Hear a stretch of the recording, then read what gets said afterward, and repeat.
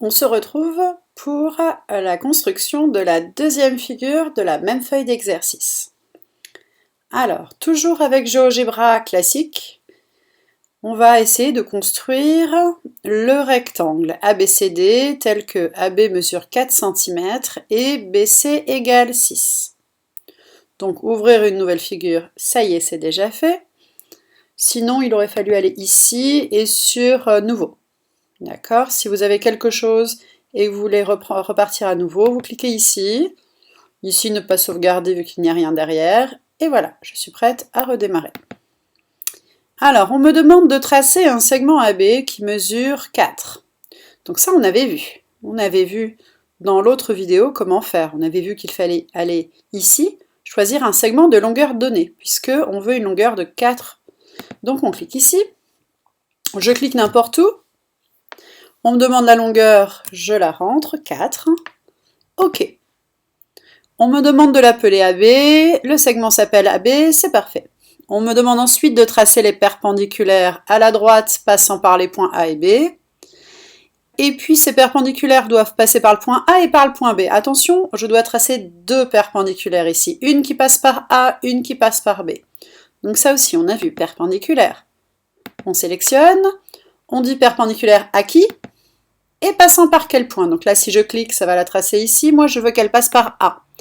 Et puis, je sélectionne à nouveau ma droite et je veux qu'elle passe par B. Ensuite, je dois tracer deux cercles de centre A et un de centre B qui ont tous les deux pour rayon 6. Alors, on cherche cercle, centre, rayon, connaissant le centre et le rayon. Alors, on a dit de centre A et de rayon 6.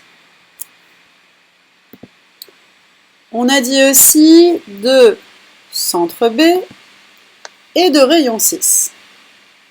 OK. Placez les points C et D. Je peux aller ici sur déplacer. Voilà, je peux déplacer ma figure et pour mieux voir, je peux faire un petit zoom arrière pour mieux voir la figure. J'ai tracé les deux cercles, j'ai tracé les droites. On me demande de placer les points C et D. Mais où? Eh bien, il va falloir réfléchir un peu plus que dans l'autre exercice. Dans l'autre exercice, on nous disait exactement où était le point que l'on cherchait. Sachant que là, il y a des droites, 2, et des cercles, il y en a 2. Je réfléchis à ce que je voulais. Je voulais un segment AB de 4, donc ça je l'ai. Je voulais un rectangle ABCD, donc AB, il me faut le point C.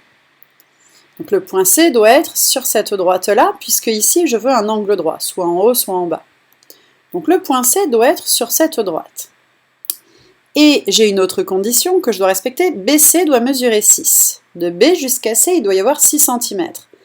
Alors ça, BC 6 cm, je sais que tous les points sur ce cercle-là vont être à 6 cm du point B, puisqu'ils sont sur le cercle de centre B et de rayon 6.